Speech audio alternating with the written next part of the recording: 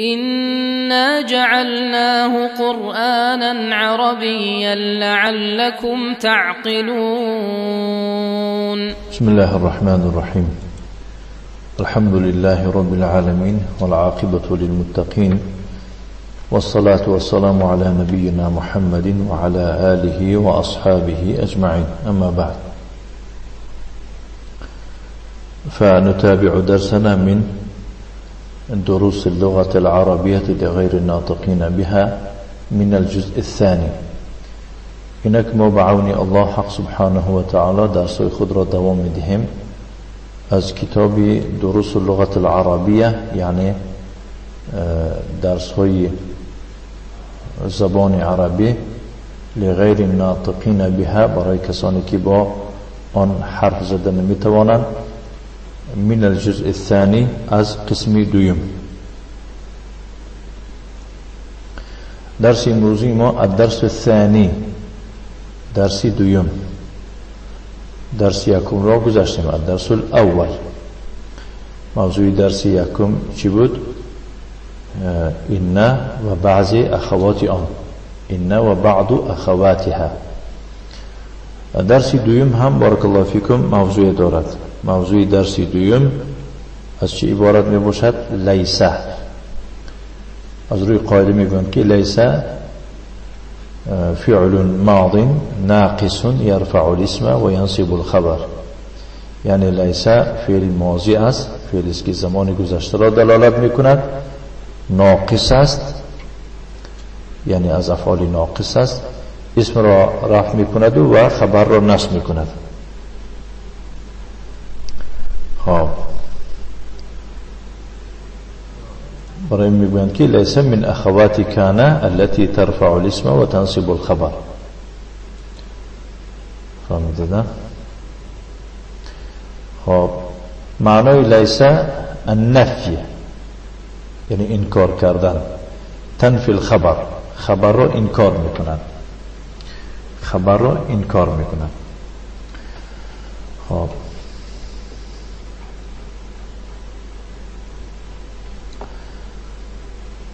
الدرس الثاني درس دویم.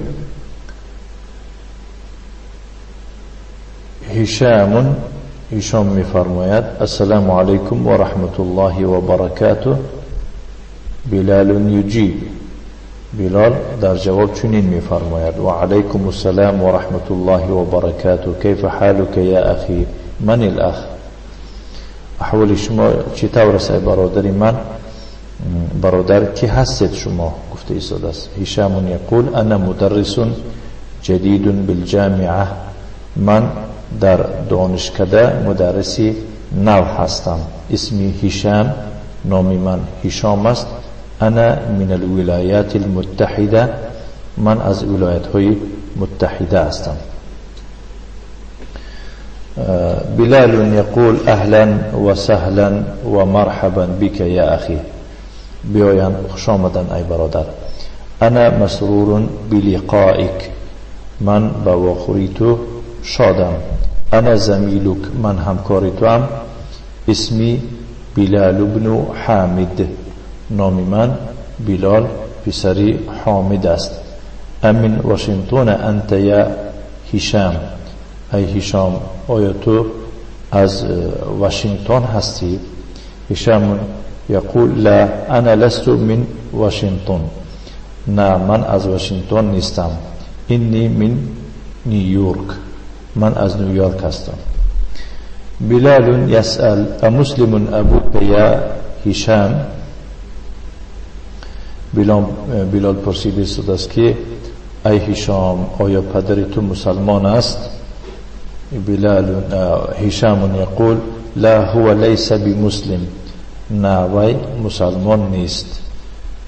بلال میفرماد که و امک مسلمه هی، و مادر تو آیا وی مسلمه است؟ لا هی لیست بمسلمه، نه وی مسلمه نیست. بلال یقول الک ابناء یا هشام، ای هشام تو فرزند پسرها داری؟ نعم لی ستة ابناء، آره من 6 تا پسر دارم. بلال الطلاب هم آیاویها دانشجویان. هشام می‌فرماید که لا هم لیسوا بطلاب، نه ویها دانشجو نیستند. ان بعضهم تجار و بعضهم مهندسون، هر این بعضیشان تاجرن و بعضیشان مهندسند. الک بنات، آیا تو دخترها داری؟ نعم لی 5 بنات، آره من 5 دختر دارم. امتزوجات هن، آیا ویها خاندار شدگی هستند؟ لا هن لسن بمتزوجات، نه ویها خاندار شدگی نیستند، یعنی شوهر کردگی نیستند. انهن صغار، هر این ویها خردند.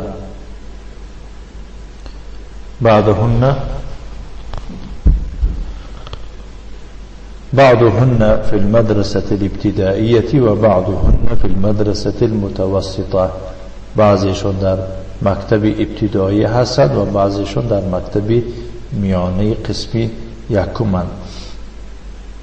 میلان میپرسد الک اخوه، تو برادرها داری؟ لا لیس لی اخوه، نه من برادر ندارم. ان لی 3 اخوات، هر این من 3 خواهر دارم. بلال امسلماتون، بلال میپرسد که آیا ویها مسلمه اند؟ هشام جواب میدهد که نعم هن مسلماتون والحمد لله، آره ویها مسلمه هستند. تمارین مشقها. اجب عن الاسئله الاتیه، سوال یکم به جواب دادن در کار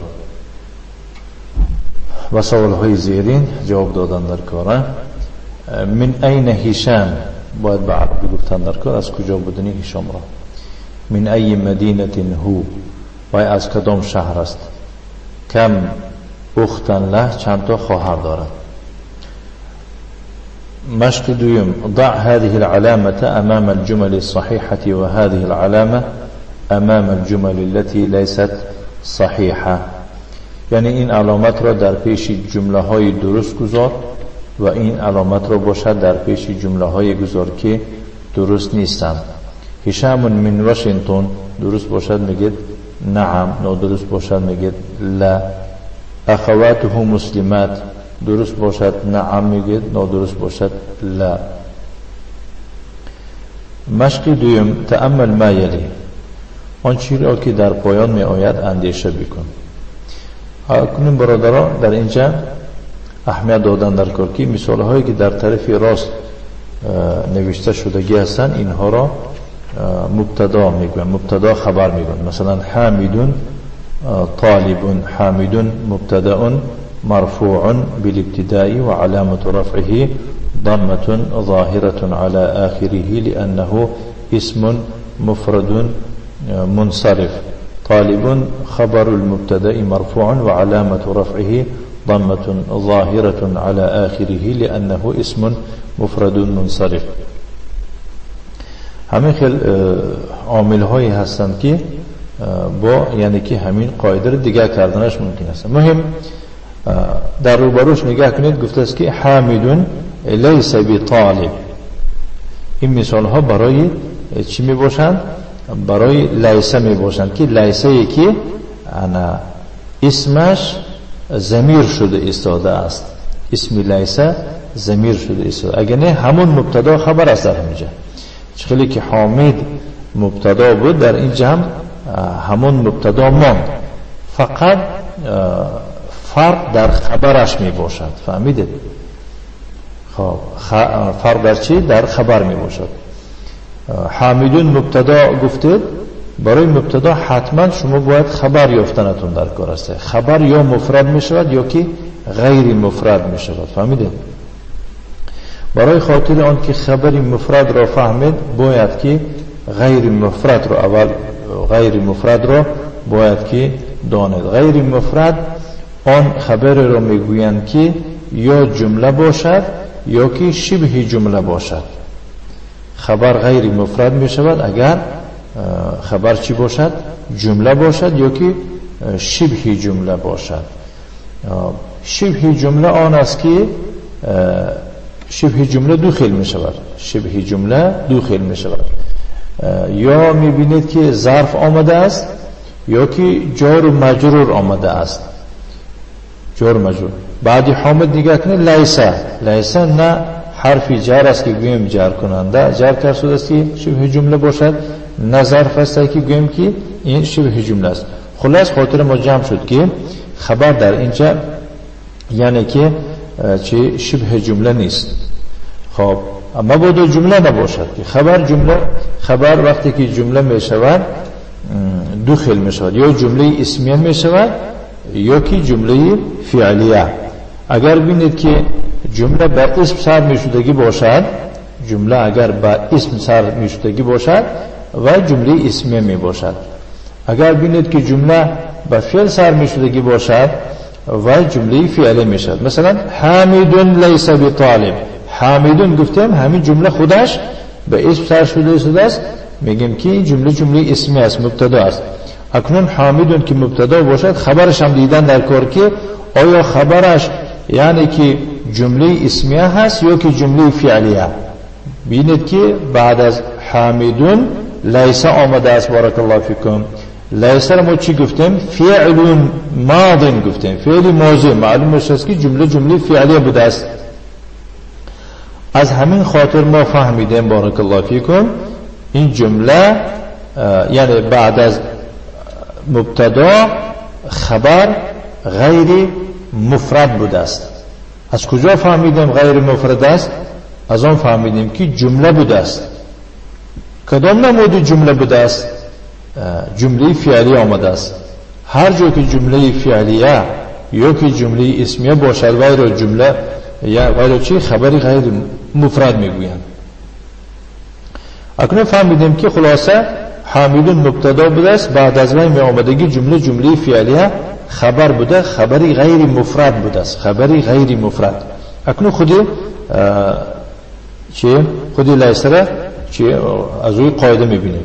لیس گفتیم که فعل ماضی ناقص یرفع الاسم و ینصب الخبر،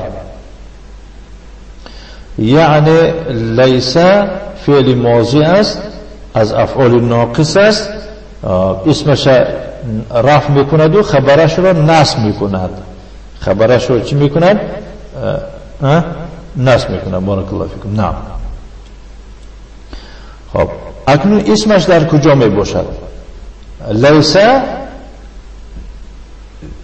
فعل ماضی ناقص و ضمیر مستتر، ضمیر پوشیده چه؟ مستتر گفته یعنی که ضمیری که نمایان نیست. همون ضمیر مستتر چی می شود؟ اسمی لیس می شود. هو فهمیدید؟ هو اسمش می شود مستتر. خب بطالب خبرش می شود. همه خیلی قاعده است که میگویند که یجوز ان یدخل حرف الجر على خبر لیس، جایز است یعنی درست هست که در خبر لیس چی داخل شود؟ با که حرف جر است حرف جر داخل شود. حامد لیس بطالب جار مجرور خبر لیس بوده است. فهمیدید؟ دو خیل خواندن ممکن است. میتونیم گفتن که حامد لیس طالبا که شد این خبر لیس شده نشده است. اگر بطالبین هم شود این جار مجرور فقط شده خبر لیس شده است. خب الطلاب صغار، الطلاب مبتدا، صغار خبر. الطلاب با مبتدا است، لیسوا بصغار خبر، جمله فعلی بوده، خبر غیر مفرد شده است برای الطلاب. لیسوا یعنی لیس فعل ماض ناقص، الواو فاعل. در اینجا واو چی شده است؟ اسم لیس واو الجماعه شده است. فهمیدید؟ خب در همینجا فاعل انمی واو شده، واو الجماعه میگویند. فاعل شده است بصغار جار مجرور خبر لیس است. آمینه طبیب، آمینه در اینجا مبتدا است، طبیب خبر و آمینه مبتدا است، لیست بطبیبه جمله فعلیه بوده خبر شده خبر غیری مفرد شده است. لیست فعل است از افعال ناقص ضمیر مستتر هي فاعل است بطبیبتین جار مجرور خبر است.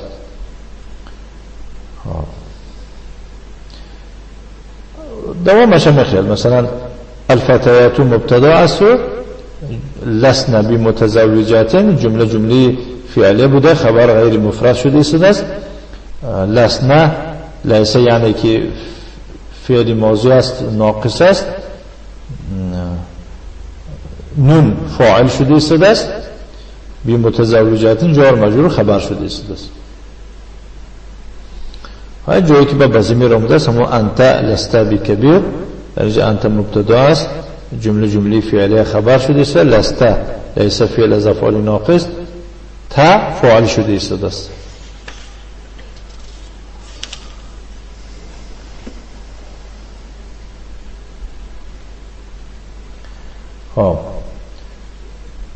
چهارم گفته است که مشق چهارم ادخل لیس علی الجمل الاتیه یعنی لیس را در سر جمله های زیرین درآور.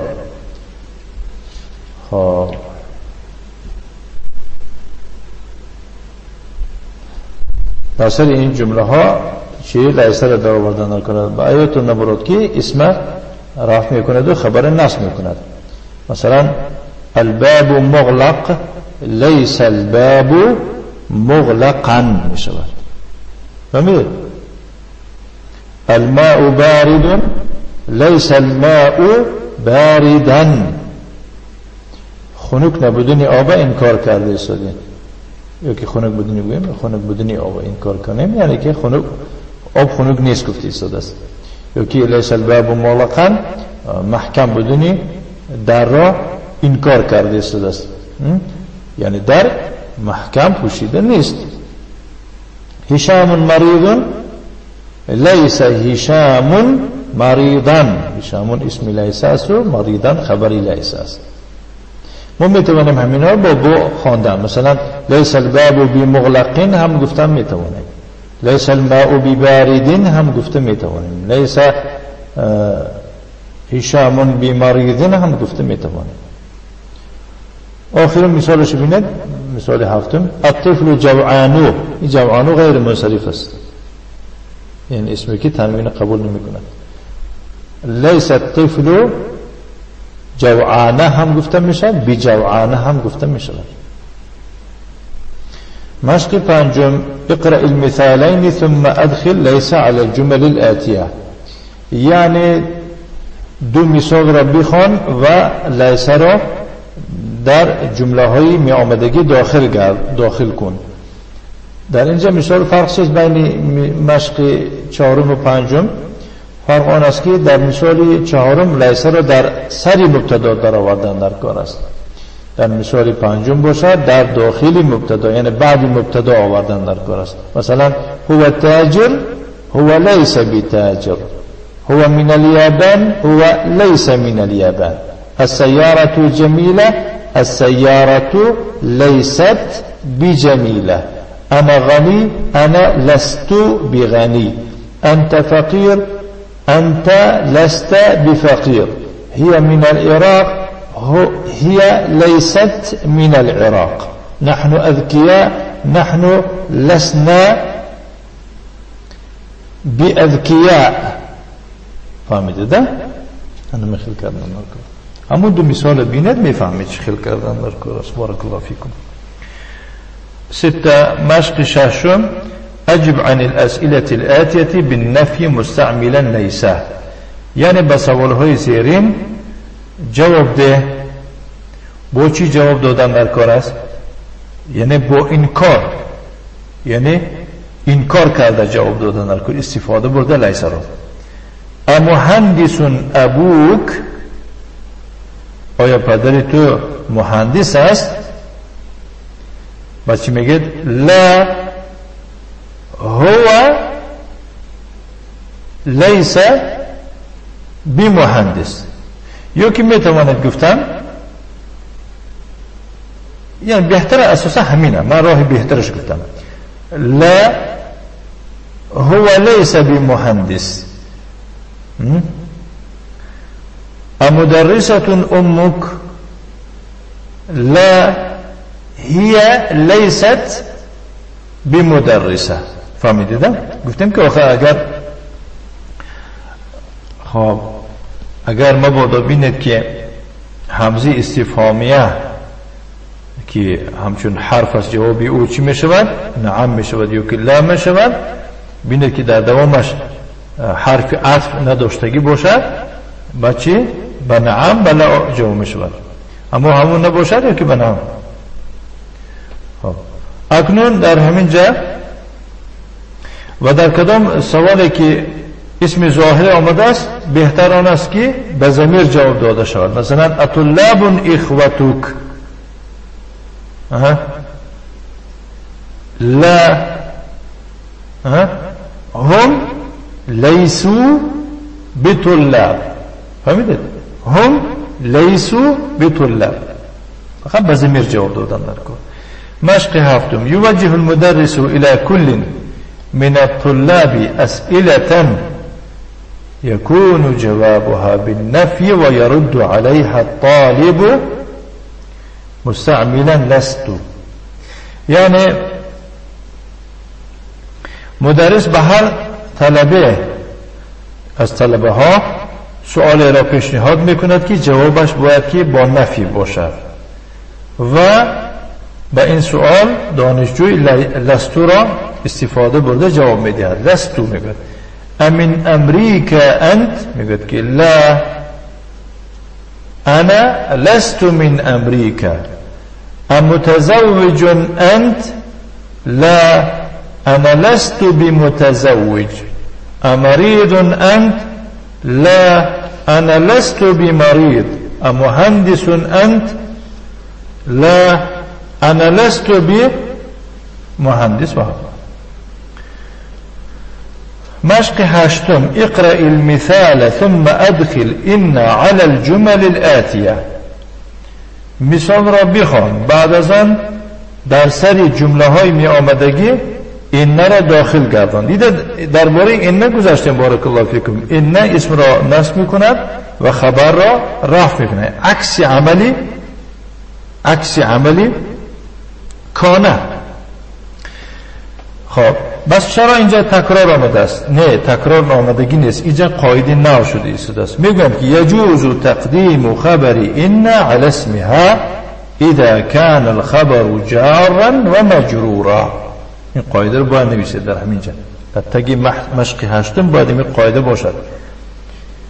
فهمیدید؟ جایی که اقرأ المثال ثم ادخل این علی الجمل الآتیه باید همین قاعده نوشته شود. یجوز تقدیم خبر این على اسمها اذا كان الخبر جارا و مجرورا. یعنی جائز است که خبر این از اسمش پیش آید. یعنی ممکن است، اجازت است که اول باید که اسم این باشد و بعد خبرش باشد. فهمیده؟ اساسا همه خیلی. لیکن جائز است که خبر این را اول بیارن و ذکر کنن، بعد از آن اسمش را. کدام وقت؟ اگر به شرطی که خبر از چی عبارت باشه؟ از جار و مجرور عبارت باشد. یعنی بینید که خبرش جار و مجرور است، جایز است که پیش و عاقب و ها را ذکر کرد. مثلا لی 3 اخوات. فهمیدید؟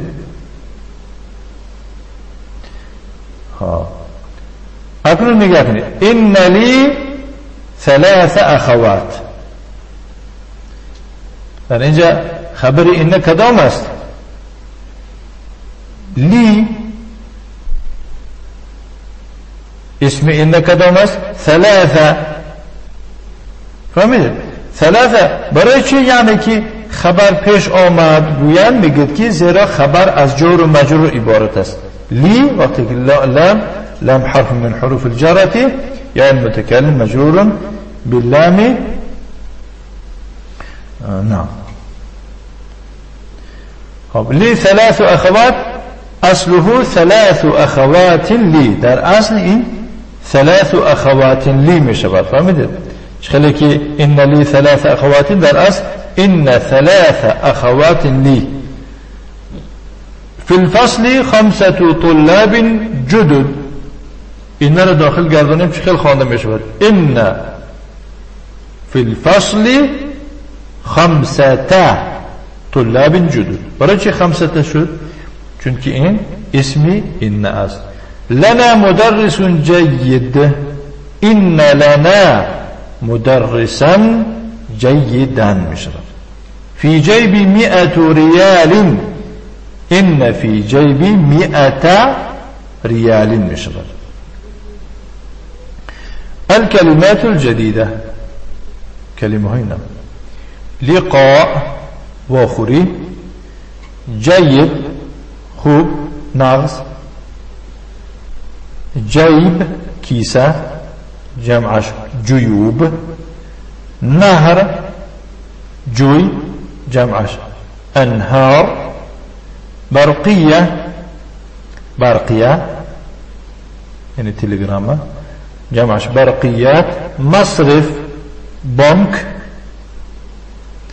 جمعش مصارف مكتب البريد إداري بايك پشتو بعديلين إن بارك الله فيكم درسي امروزي ما از كتاب دروس اللغة العربية لغير الناطقين بها قسم 2 نكتفي وصلى اللهم وسلم على نبينا محمد وعلى آله وأصحابه وسلم تسليما مزيدا والحمد لله رب العالمين.